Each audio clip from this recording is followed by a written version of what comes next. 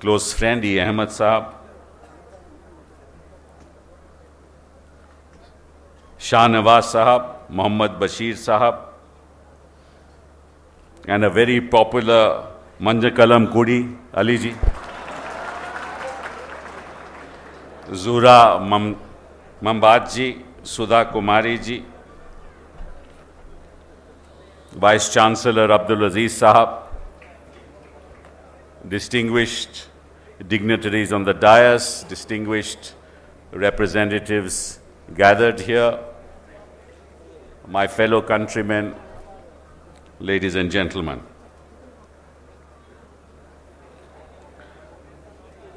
आपने अभी आकाश की बात की। मैं समझता हूं कि आज हम आकाश की गोद में बैठे हुए हैं, और वो मैं चाहता हूं कि वो जो आकाश का मेरा सपना है कि एक कंप्यूटर हर बच्चे की गोद में हो, और ऐसा कंप्यूटर कि जिसकी कीमत 1500 रुपए से कम हो, और ऐसा हमने करके दिखाया है। और इंशाअल्लाह आने वाले दिनों में हम हर मुस्लिम बच्चे की गोद में आकाश देंगे।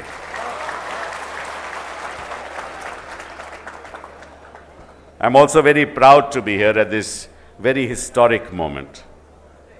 We're sitting on top of a hill very close to Allah. And I can tell you that I will ensure that the dream of the Muslim community by setting up this campus of the Aligarh Muslim University will come true.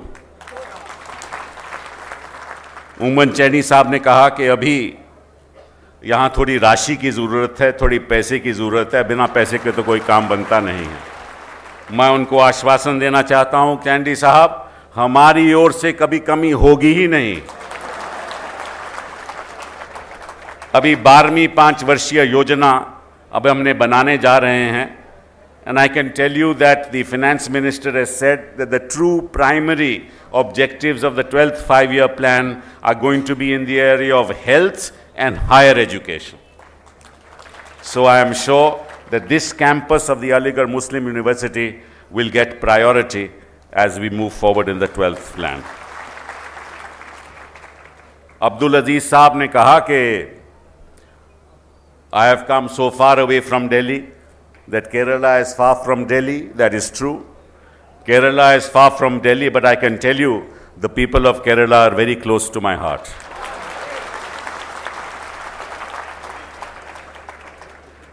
This is not my dream. As I stand here today, ये मेरा सपना नहीं है. It is the dream of Sir Syed Ahmad Khan that we are fulfilling today. 1873 में, way back in 1873, he and his son, who was a judge of the Allahabad High Court, they had a dream. And they proposed that there should be a futuristic university. And that futuristic university became the Aligarh Muslim University. And he said at that time, he said, when this tree grows, the tree of the Aligarh Muslim University grows, then its saplings will spread all over India. Well, that was said way back in 1878, that the saplings of the Aligarh Muslim University will spread throughout the country. Well, I can tell you 2 saplings have been sown, one in Murshidabad and one in Malappuram. तालीम की कोई सीमा नहीं होती, तालीम की सीमा होनी भी नहीं चाहिए, और इसीलिए तालीम के संदर्भ में कोई बाधा नहीं डालना चाहिए। ये कहा जाए कि ये तालीम का सिंबल केवल एक ही प्रदेश में होगा, इससे मैं सहमत नहीं हूं।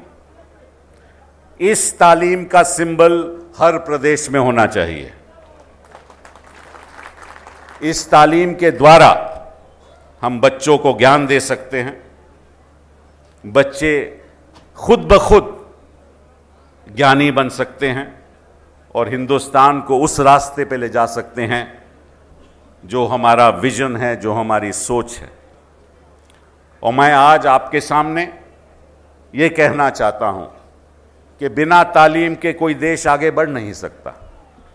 बिना तालीम के कोई बच्चा बड़ा होकर अपने परिवार की देखभाल नहीं कर सकता।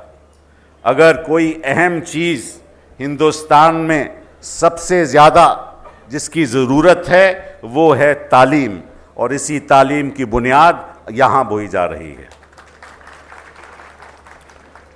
Perhaps you do not know that in India there are over 220 million children who go to school. And out of the 220 million children who go to school, only 15 million reach the university.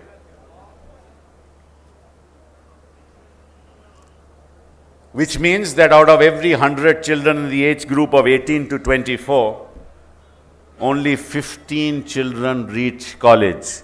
85 children do not reach college. That is the sad story of India. If you look at the difference between the developed world and the developing world, the difference is not gross domestic product, not GDP, not per capita income. It is the difference of the number of children who reach university in the developed world as opposed to the number of children who reach university in this country. In America, the number of children in the age group of 18 to 24 who reach university is 70. In Europe, it is 40. In no developed country, it is less than 30. But in India, it is only 15.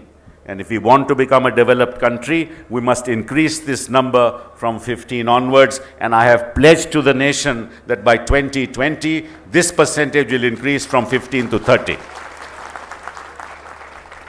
That is the basis of education reforms. That is the basis of the Right to Education Act. कि हर बच्चे को उसका संवैधानिक हक है कि उसको तालीम मिले, और निःशुल्क बिना पैसे के तालीम मिले, अनिवार्य तालीम। क्योंकि अगर हर बच्चा स्कूल जाएगा और हर बच्चा 12वीं पास करेगा तो हमारा जो बच्चे कॉलेज जाने वाले हैं उसकी संख्या बढ़ेगी, और अगर उनकी संख्या बनेगी, जैसे अलीगढ़ मुस्लिम यूनिवर्सिटी का ये कैंपस खुल रहा है, तो इसका मतलब है कि जो दौलत है, जो असली धन है, जो असली राशि है, वो इमारत बनने से राशि नहीं होती, बैंक बैलेंस से राशि नहीं होती, वो राशि दिमाग में होती है। और दिमागी राशि यूनिवर्सिटी में पैदा होती है। और जब तक ज़्यादातर बच्चे यूनिवर्सिटी नहीं जाएंगे तो धन और दौलत, जो देश का धन और दौलत है, उसमें इजाफा नहीं आएगा। हम उस देश की धन और दौलत के इजाफे के लिए आज यहाँ मलापुरम में अलीगढ़ मुस्लिम सेंटर का कैंपस खोल रहे हैं। ऐसे लगता है कि अगर मैं एमएलए का इलेक्शन चलूं तो मैं भी यहाँ से लड़ सकता हूँ। मैं कुछ ज़्यादा नहीं कहना चाहता। मुझे आज बड़ी खुशी है कि यहाँ बैठे हुए कई बच्चे भी खड़े हुए हैं, बच्चे बच्चियाँ, और मैं बच्चियाँ सबसे आगे हैं, मैं देख रहा हूँ, और मैं चाहते हूँ कि आप लोग देश के सबसे आगे चलो। इंशाअल्लाह ऐसा ही होगा।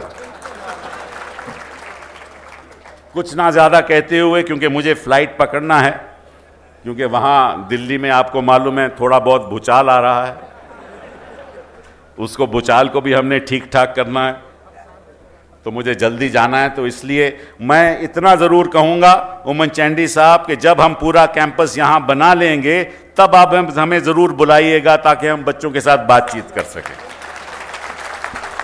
इन्हीं शब्दों के साथ मैं आपका शुक्रगुजार हूं कि आपने मुझे बुलाया। जय हिंद, जय भारत। बहुत बहुत शुक्रिया sir. You have rightly said that